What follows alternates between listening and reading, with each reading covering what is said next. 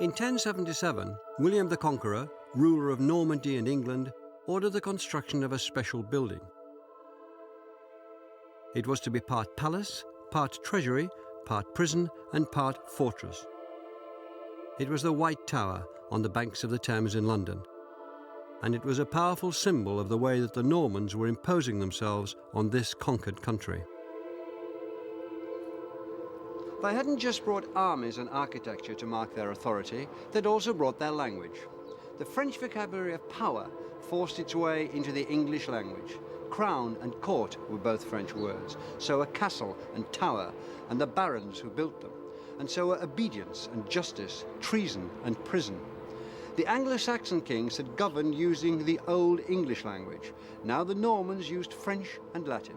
English had become the third language in its own country. It would take over 300 years to emerge from the shadows.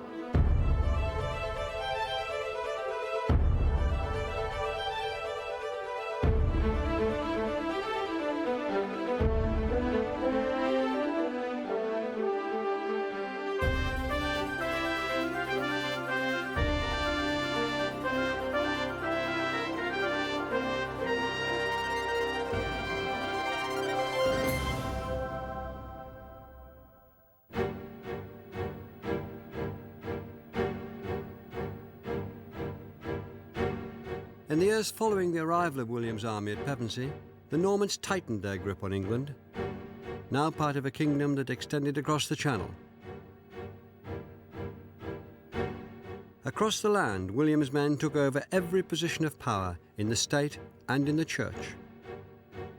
Within 60 years, the monk and historian William of Malmesbury could write, "No Englishman today is an earl or bishop or abbot. The newcomers gnaw at the wealth and guts of England, nor is there any hope of ending the misery." He wrote in Latin. Written English, which had managed to establish itself so boldly before the conquest, was now dying.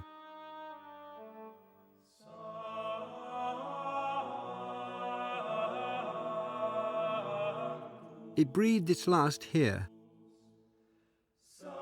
Now Peterborough Cathedral, in the mid-12th century, part of Peterborough Abbey. And to Monicis mit him, to Oxenford, to the king, and he gaf him that abbotridge. Around the country, monks had been recording the great events of the last 650 years in books known as the Anglo-Saxon Chronicles. They were written in the language of the people, English, and there was nothing like them anywhere in mainland Europe. He was also at Ramsey, and at Tourne, and at Spal, and knew his abbot.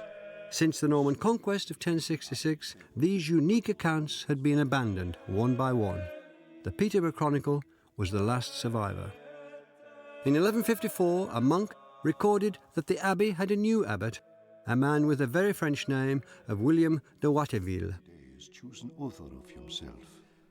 William de Watteville is gehaten, good clerk and good man, and fair have it begun. He has made a good beginning, the monk writes. Christus him ura. Christ grant that he may end as well. With this last entry, 6.5 centuries of written history came to an end. Old English had ceased to be the language of record in the land. But that didn't mean that it was going to go away.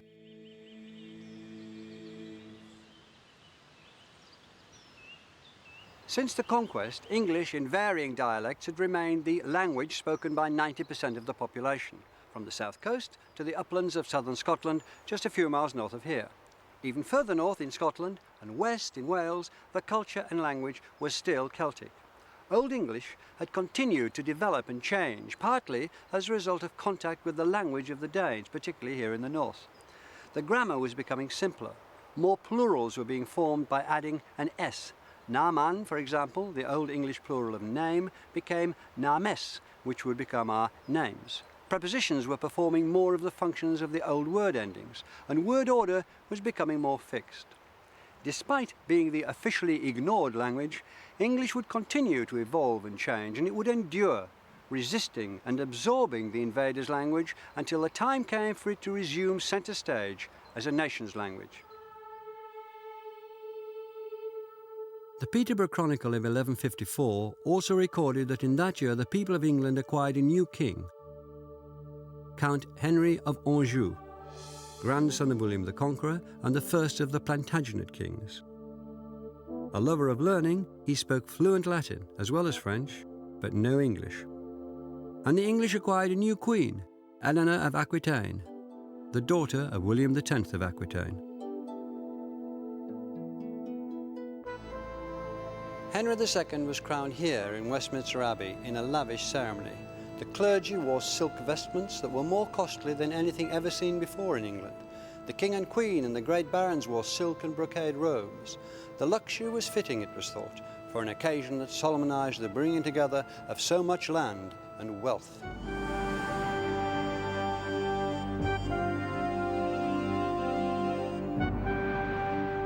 Henry brought his inheritance of William the Conqueror's land in England and northern France.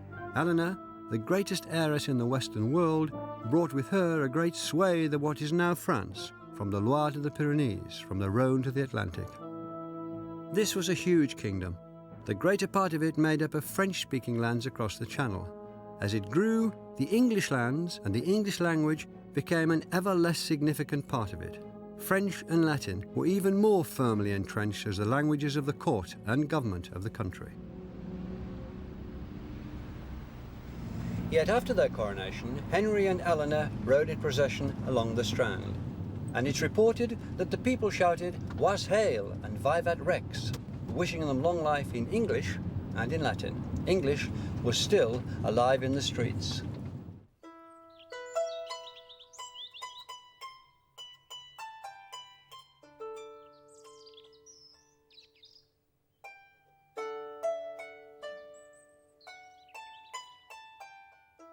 In the court and royal palaces, new ideas from across the Channel were in the air, and new words to express them, words which sang, of courtesy and honour, questing and damsels, jousting and tournaments.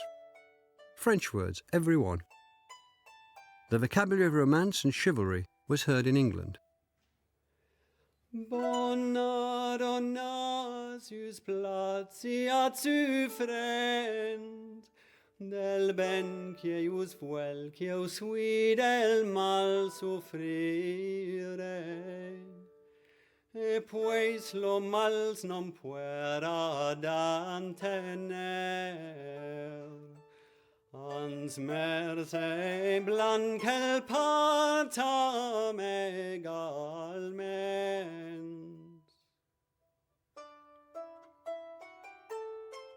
Eleanor, England's new queen, was considered the most cultured woman in Europe. It was she, more than any other, who patronised the poets and troubadours whose verses and songs created the romantic image of the Middle Ages as the age of chivalry, a glorious vision that was never realised outside the pages of medieval literature. 100 years before, the word chivalry, formed around the word for horse, had simply meant cavalry.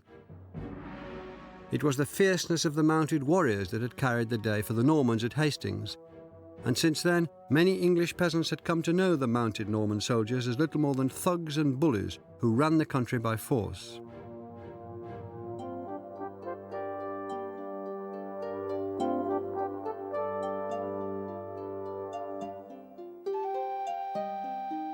But now, mounted warriors had become knights, and the word chivalry came to mean a whole model of ideals and behaviour, infused with honour and altruism, one that prescribed how to act towards one's liege lord, one's friends and enemies, and of course fair, cruel ladies. Ideas had shifted, and words with them.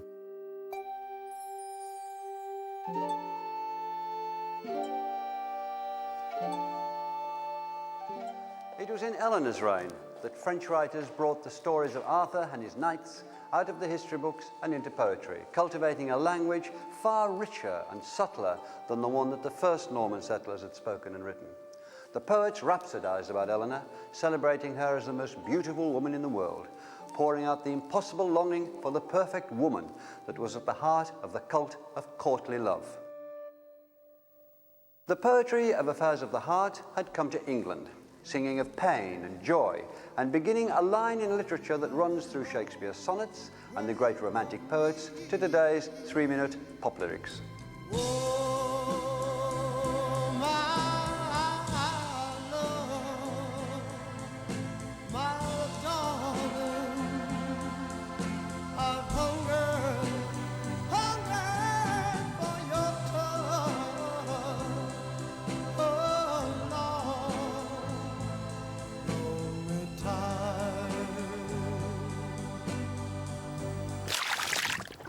Shit.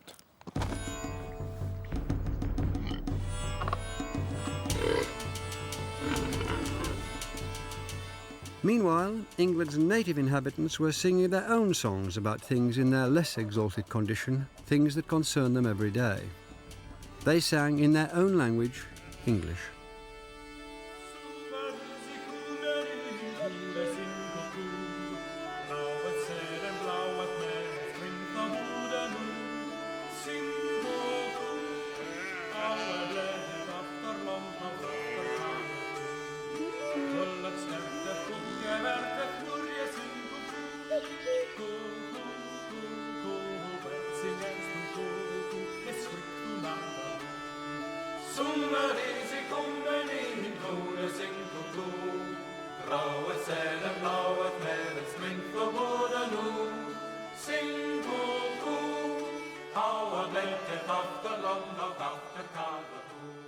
That song was first recorded in 1225, making it one of the earliest pieces of English that's still recognisable today.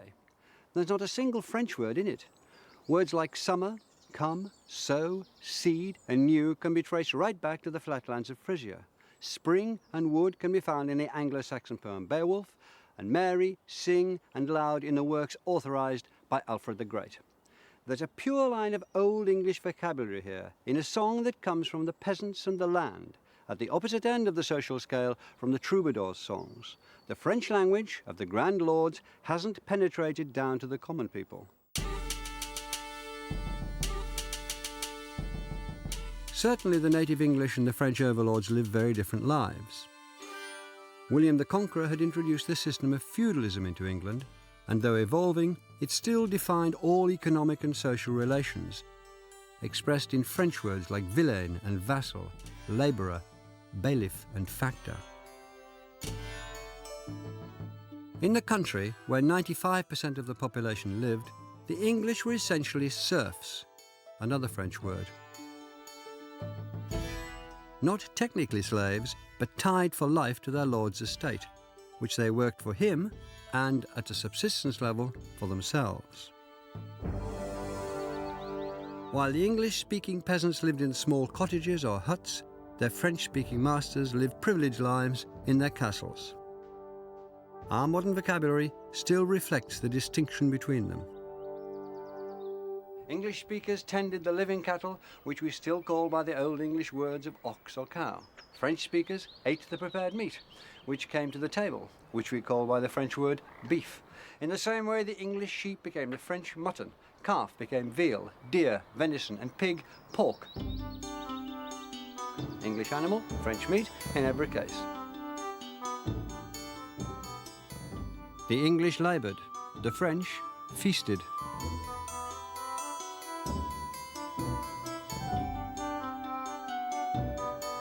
Where English underlings and French masters lived and worked together, the boundaries between their languages inevitably wore away, and the vocabularies of court and countryside mingled. For example, local men would have been involved in the training and flying of a nobleman's hawks. And some now common words have come to us from falconry. The word falcon itself comes from French, as does leash, which referred to the strip of material used to secure the bird, and block on which the bird stood. Our word codger comes from the often elderly man who assisted the falconer by carrying the hawks on a cadge or cage. Bait described the bird beating its wings and trying to fly away. Check meant at first refusing to come to the fist.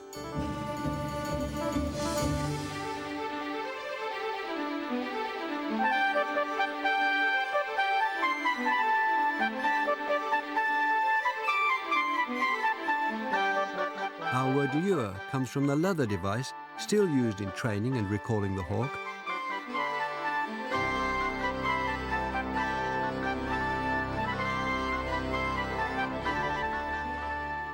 Quarry was the reward given to the falcon for making a kill.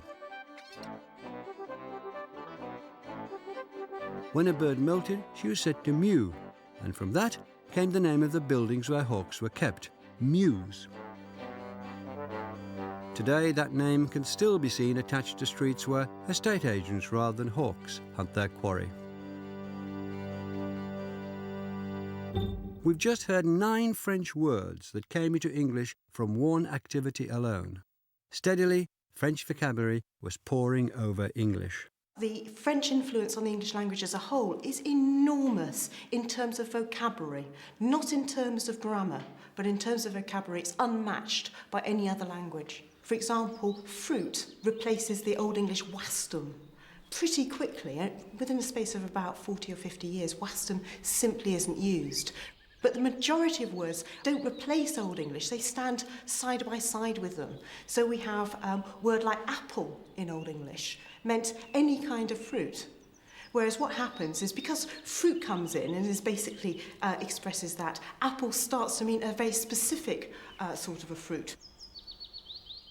I think it's not true to say that, generally speaking, French words came into the language and ousted the Old English words out of it. Generally, what seems to happen is that the Old English word simply narrows in meaning.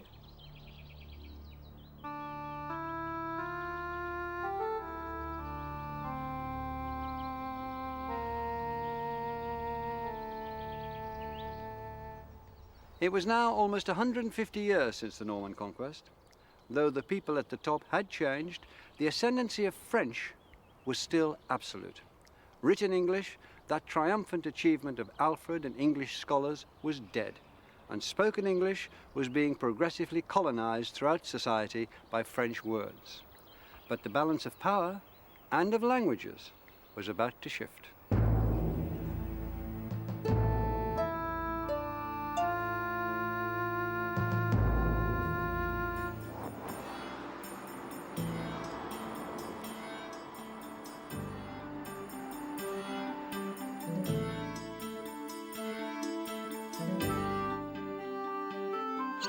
Of course, early 13th century English society consisted of more than English peasants grubbing the land and French-speaking nobility lording it in their castles. Trade was on the increase. The wool trade in particular made parts of England rich. On the proceeds, grand churches were built, even in modest villages like this one at North Leach in the Cotswolds. Services would of course be conducted in Latin.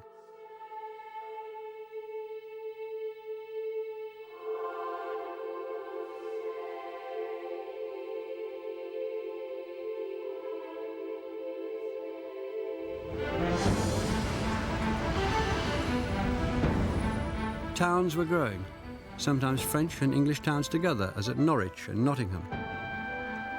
Then, as now, London was the magnet. Its population would double in the course of the 13th century.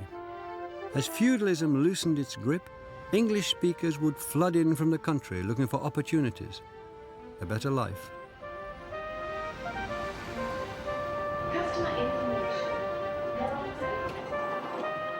Already established were the French-speaking court officials, administrators, lawyers and merchants, but also craftsmen who gave us the French names for some tools of the trade. Measure, mallet, chisel, pulley, bucket, trowel.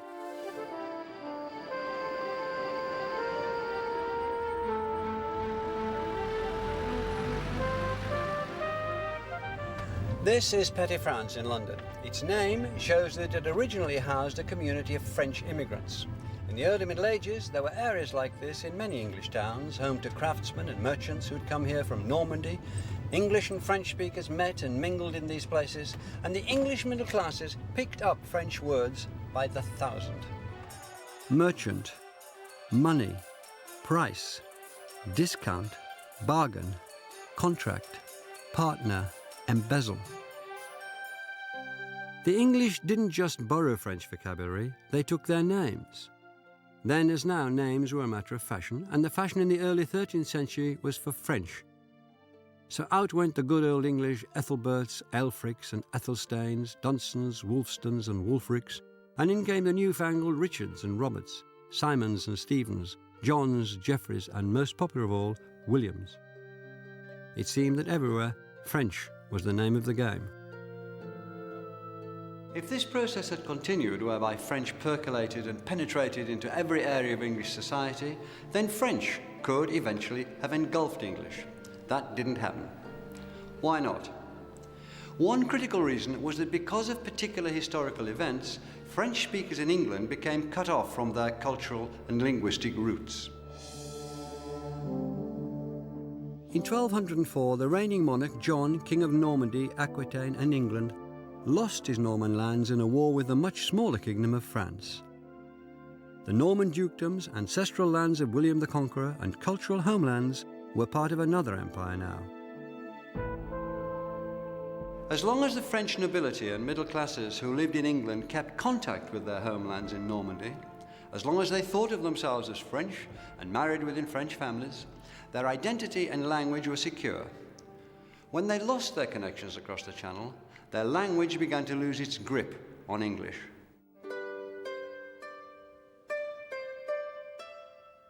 One thing that happened was that French speakers, even within the noblest families, began to look for wives not from across the Channel, but in England. They married English speakers, and in doing so, they married, as it were, into the English language as well.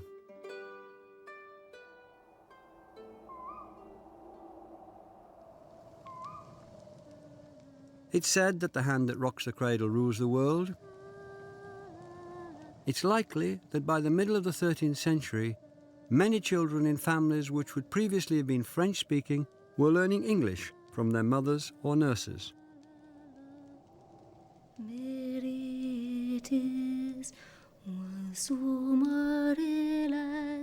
With Vogel's song, Och nun etcheth wind is blast, and weather strong. Hey, what this night is long, and each with well nature wrong, soreg and mourn and fast. No doubt many of the children of Anglo-French marriages grew up bilingual, perhaps speaking one language to the servants in the castle kitchen and another at dinner in the Great Hall. By 1250, there's even some evidence that children of the nobility were having to learn French from a written primer, grappling with the vocabulary of what was becoming effectively a foreign language. By the middle of the 13th century, more and more French speakers throughout society were themselves beginning to speak English, becoming bilingual. The result was that while French itself became more of a foreign language, French vocabulary, French words, continued to stream into English. Many more words are recorded after 1250 than before. Abbey, attire, censor, defend, figure, malady, music, parson, plead, sacrifice, scarlet, spy, stable, virtue, marshal, park, reign, beauty, clergy, cloak, country, fool, heir, pillory. And because French was the international language of trade, it acted as a conduit for words from the markets of the East. Arabic words that gave to the English saffron, mattress, hazard, camphor, alchemy, lute, amber, and syrup. Our phrase checkmate comes through French from the Arab shahmat, the king is dead. As we've heard, very often the imports didn't replace existing English words, but settled down with them, each word adopting a slightly different meaning. The same thing had happened with English and Old Norse, this layering effect. So, a young English hare came to be named by the French word leveret, English swan, French cygnet. A small English axe is a French hatchet. Ask, English, and demand from French have slightly different meanings, as do bit, and morsel, wish and desire, might and power, room and chamber. On the surface, some of these words appear to be interchangeable, and sometimes they are. But more interestingly, there are fine differences. That's the beauty of it. Answer is not quite respond. Begin isn't always commence. Liberty isn't always freedom. Shades of meaning, representing new shades of thought, were massively absorbed into our language at that time. The range of what I would call almost synonyms became one of the glories of English, contributing to the language's precision and flexibility, allowing its speakers and writers over the centuries to select very precisely the right word. Rather than replace English, French was helping equip and enrich the language for the central role that it was on its way to reassuming.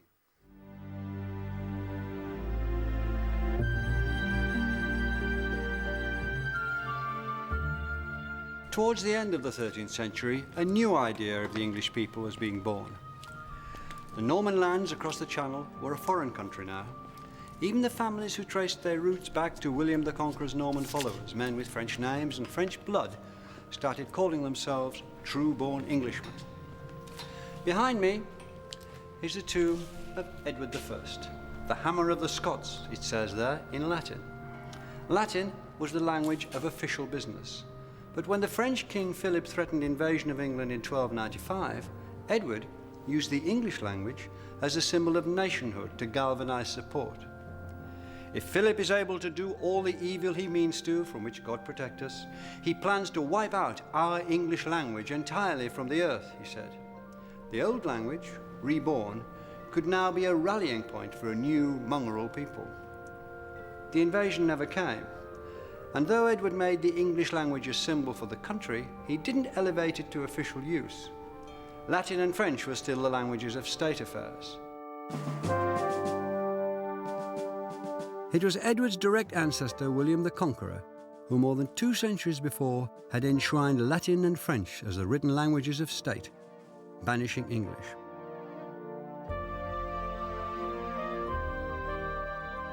But as the 13th century gave way to the 14th, English was becoming the one language out of the 3 that everyone in the country could be counted on to know.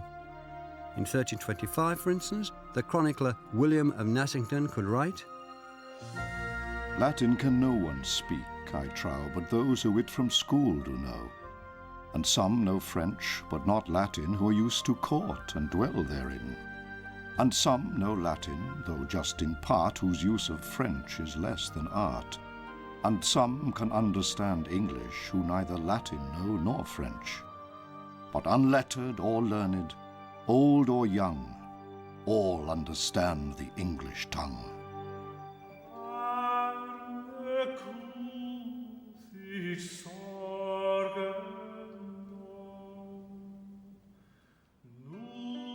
And around the country, written English was emerging from the shadows. Songs in the French troubadour style, but with English words, appeared, as did a few vernacular poems. In some places, the old English religious homilies had continued to be copied and circulated. The bestiary, in which birds and animals were portrayed and their behaviour made the basis for lessons in Christian morality, was a particular medieval form. They were usually written, as here, in Latin. But in a late 13th century example, the text is not in Latin, but in English. The wild deer has 2 properties. He draws out the viper from the stone with his nose and swallows it. The venom causes the deer to burn. Then he rushes to the water and drinks. The devil is like the whale. He tempts men to follow their sinful lusts, and in return they find ruin. It is the weak in faith, the little ones, that he thus beguiles. And it was an animal which, in just a few years' time, would by a cruel twist of fate give English its greatest boost yet, a small black rodent with a Latin name. Ratus ratus, the black rat. In 1348, ancestors of these black rats deserted a ship that, coming from the continent, had docked near Weymouth. they carried a deadly cargo, a germ that modern science calls Pasteurella pestis, that the 14th century named the Great Pestilence, and that we know as the Black Death. Plague had come to Britain. Infected rats carried the deadly germ east, then north. They sought out human habitations, building nests in the floors, climbing the wattle and door walls, shedding the infected fleas that fed on their blood and transmitted bubonic plague.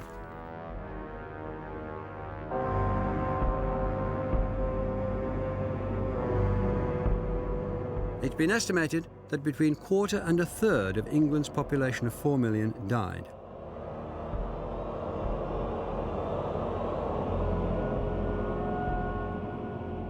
In some places, whole communities were wiped out.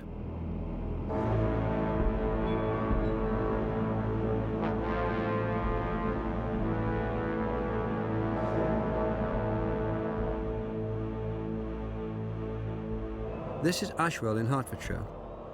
In the bell tower of the church, some desperate soul, perhaps the parish priest, scratched a poignant record on the wall in bad Latin. The first pestilence was in 1350-1. 1350. Pitiless, wild, violent. Only the dregs of the people live to tell the tale. The dregs were those of the English-speaking peasantry who'd survived.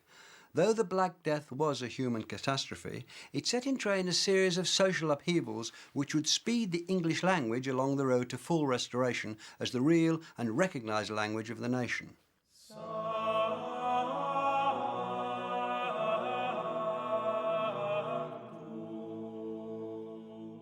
For one thing, the Black Death dealt Latin, the language of the church, a body blow.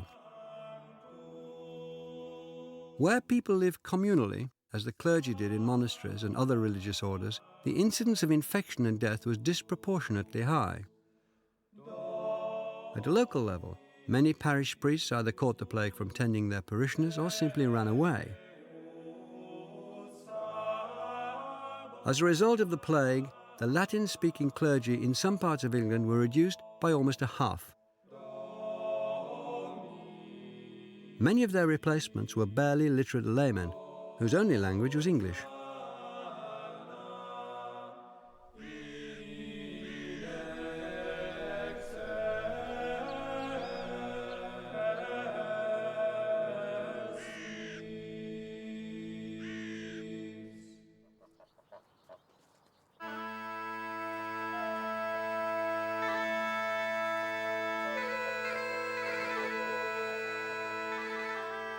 England after the Black Death was a very different place.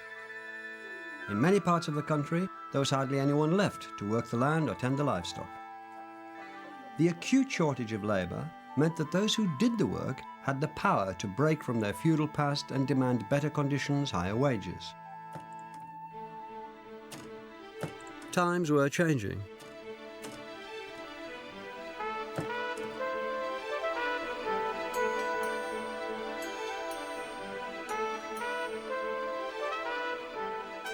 Wages rose, the price of property fell. Working people seized the opportunities they'd never had before. The fortunes of the common people were changing. They were rising through society, and they took their English with them. By 1385, English had replaced French in the schoolroom, and as education and literacy spread, so did the demand for books in English. And English was already finding a place in the state and in the law.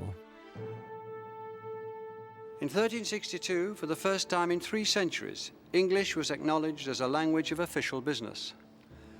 Since the conquest, court cases had been heard in French. Now the law recognized that too few people understood that language, probably because many of the educated lawyers had died in the plague. From now on, it was declared, cases could be pleaded, showed, defended, debated and judged in English. In the same year, 1362, Parliament was opened here at Westminster. For the first time ever, the Chancellor addressed the Assembly not in French, but in English.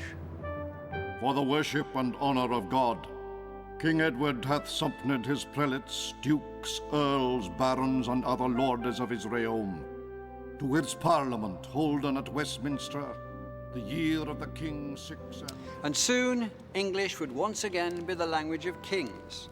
The country hadn't had an English-speaking monarch since Harold had been hacked to death at Hastings in 1066. In 1399, King Richard II was deposed by Henry, Duke of Lancaster. Parliament was summoned here, to the Great Hall at Westminster. The dukes and lords, spiritual and temporal, were assembled. The royal throne, draped in cloth of gold, stood empty. Then Henry stepped forward, crossed himself, and claimed the crown. And in a great symbolic moment, he made his speech not in the Latin language of state business, or the French language of the royal household, but in what the official history calls his mother tongue, English.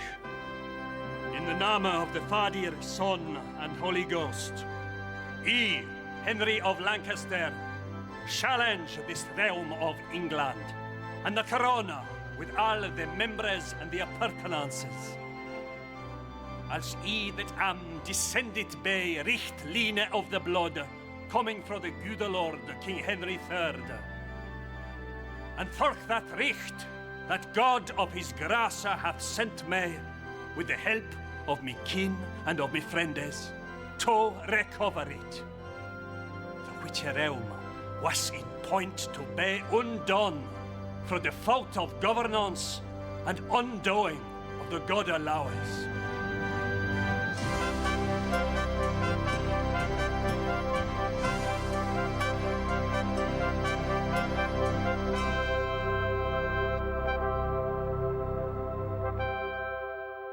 And so Henry, Duke of Lancaster, became King Henry IV, and English was once again a royal language. The tide seemed to be turning in its favour. By the end of the 14th century, it was on course to regain its status as the first language of the country.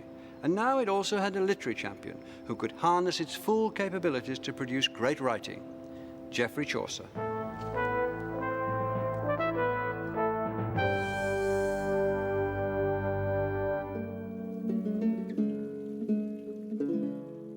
When that April with his sure as soot the drocht of March hath persed to the road, and bathed every vine in such liquor of which virtue engendered is the floor. When Zephyrus eke with his sweeter breath inspired hath in every holt and hath the tender crops, and the young sun hath in the ram his halfy coursey run, and smalle fooles maken melodie that slepen all the night with open ye, so pricketh him nature in her courage, than longen folk to goen on pilgrimage. Chaucer wrote those opening showery lines to the Canterbury Tales more than 6 centuries ago in 1387. For millions of people since, the Canterbury Tales have been the flowering of the medieval English language and also a great staging post for English literature.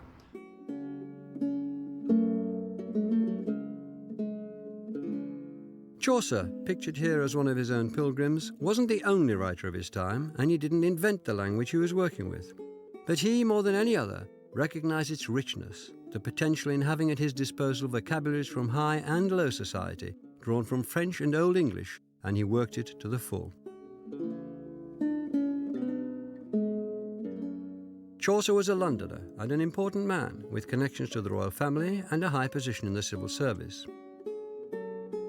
He'd travelled widely, perhaps even been a spy, and he knew Latin and French. He might have been expected, like many other English poets of the time, to write in either of those languages for an exclusive audience. But he didn't. He chose to write in English, the English that was spoken in London. Language of London would have been a huge mixture. You've got people coming in from the central Midlands, from the northern Midlands. From the northern Midlands, they'd have bringing more Scandinavian terms because it's an area of strong Scandinavian settlement. But we'd have also have heard French loanwords, which people would have heard in literature as well. So it's a vibrant variety of English.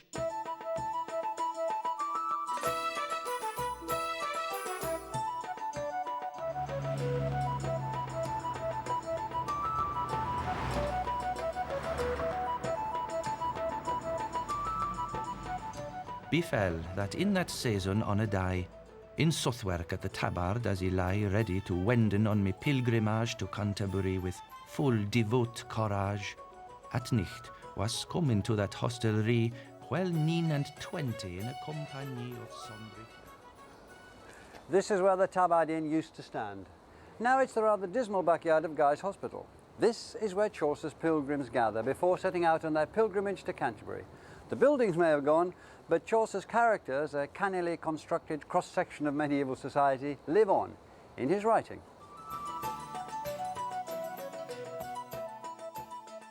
A knicht there was, and that a worthy man, that fro the team that he first began to readen out, he loved chivalry, truth, and honor. There was also a nun, a prioress, that of her smiling was full simple and coy. A merchant was there with a forked beard, in motley, and he on horse he sat. A good wife was there of beside Bath, but she was somedel deaf, and that was scath. The miller was a stout carl for the nonnes, full big he was of brown and eke of bonus. The pilgrims set off for Canterbury, a journey of about 3 days then, and to pass the time they told each other stories. The stories have a range of styles, from serious moral fables to bawdy farces with episodes that wouldn't be out of place in a carry-on film. What Chaucer did most brilliantly was to choose and tailor his language to suit every tale and its teller. The creation of mood and tone and the realization of characters through the language is something we expect of writers today. So it's difficult to realize how extraordinary it was when Chaucer did it. He proved that reformed English was fit for great literature, which gives him a key part in our story. This gentil cock had in his governance 7 hennes for to do all his plaisance, which were his sisters and his paramours, and wonderlik to him as of colours, of which the firest hewed on her throat was clepped fire dam o saile pertelot. Can you tell us what language is predominating in this particular passage? Well, you've got so many French words, haven't you? They really hit you between the eyes. Even today, I think you'd notice them. Gouvernance, plaisance, paramour. In fact, Chaucer is thought to be the person who introduced paramour into the English language himself. And those words, plaisance, gouvernance, all appear from about the 1350s, so they're quite new at a time when Chaucer used them in Nun's Priest's Tale. The question, of course, is why is he doing this? Well, it's odd, really, isn't it? Because this is a story about chickens. It's a story about a cock and his hens. And you'd have thought that perhaps a less refined language might be in order. But Chaucer is playing with the whole idea of an exalted style. And so he's investing these hens and cocks with a feeling of great literary quality. You know, it becomes almost a mock epic. Chaucer not only used existing French words for poetic effect, he also introduced his own elevated synonyms, sometimes bypassing an English word in favour of a more stylish French borrowing. So, English had the perfectly good hard as a noun. Chaucer borrowed the French word difficulté. In place of unhap, he gave us disadventure. For shenship, dishonesty. For building, edifice. For unconning, ignorant. And for meaning, signifiance. But Chaucer wasn't just ensnared with the elegance of French, he also cherished the directness and earthiness of English and used it, for example, in The Miller's Tale, where the student Absalon's midnight assignation with a neighbour's wife doesn't go quite according to plan. This Absalon gan weep his mouthful dree. Dirk was the nicht as pitch or as the coal, and at the window out she put her hole. And Absalon him fill ne bet ne worse, but with his mouth he kissed her naked airs. The language, of course, is predominantly Old English, and again, Chaucer is aware of what linguists would call register. He knows that you have to have a particular style for a particular purpose. With the Miller's Tale, we have both the miller himself, who is a man of extraordinary quality, so he opens doors simply by running at them with his head, which is a clever trick. And the story itself is, as you know, about bottoms out of windows and other such thing. And of course, in that case, it's appropriate to have a simple, earthy style.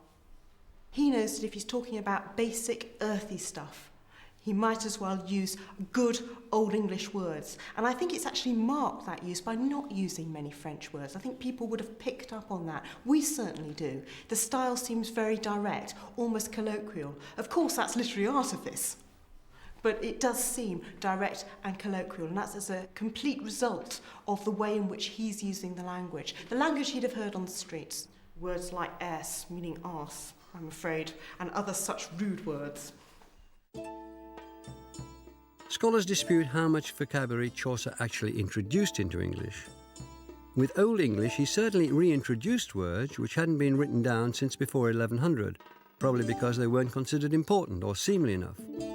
Words like churlish, farting, friendly, learning, loving, restless, swiven, wasp, wifely, and willingly.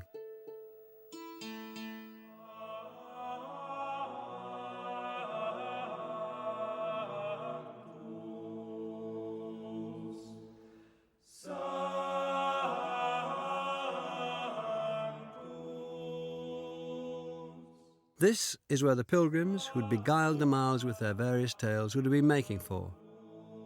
The shrine of Thomas à Becket in Canterbury Cathedral.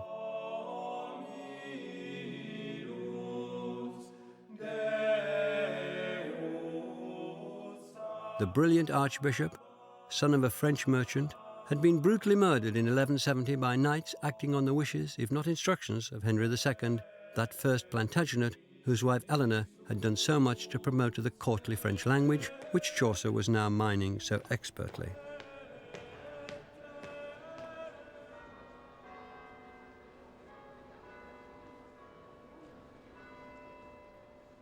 In Chaucer's day, this area around the cathedral and the nearby streets would have been thronged with pilgrims from all over the country. Well, the thronging hasn't changed, but they would have been speaking in the dialect of their homes. English wasn't uniform in the way it was spoken, and Chaucer himself in the Reeve's Tale gives us literature's first funny northerner, who speaks with flat vowels. He says him for home, na for no, gan for gone, and nan for none, all pronunciations that will be quite understandable in the northeast of England today. Chaucer himself worried about whether his work would be mispronounced or wrongly copied or just misunderstood in other parts of the country. He bids one of his poems, Troilus and Cressida, a rather worried farewell, voicing a concern he must also have felt for the Canterbury Tales. Go, little book, and for there is so great diversity in English and in reading of our tongue, so pray God that none misread they, ne they mismetre for default of tongue, and read whereso thou be or else song that thou be understand. I God beseech. Of course, Chaucer's books, particularly the Canterbury Tales, were understood. His language, the language of late 14th century London, would become, with some later modifications, the standard form of English, and his genius in harnessing that language to serve his vision as a writer would guarantee that it lived on. A century and a half after his death, Geoffrey Chaucer was famous enough for this tomb to be put in Westminster Abbey. In the intervening years, his tales had spread around the country and delighted listeners and readers ranging from London merchants to the future Richard III. Before the 15th century was out, the Canterbury Tales had been printed by Thomas Caxton, ensuring the future of Chaucer's work and furthering the process by which Southern English, Chaucer's English, would become the standard. Chaucer was the first poet to be buried here in what's become Poets' Corner. It's appropriate for the man who not only entertained and delighted in his own work, but who, through expanding the capabilities of the English language, created a standard and a platform for those who followed.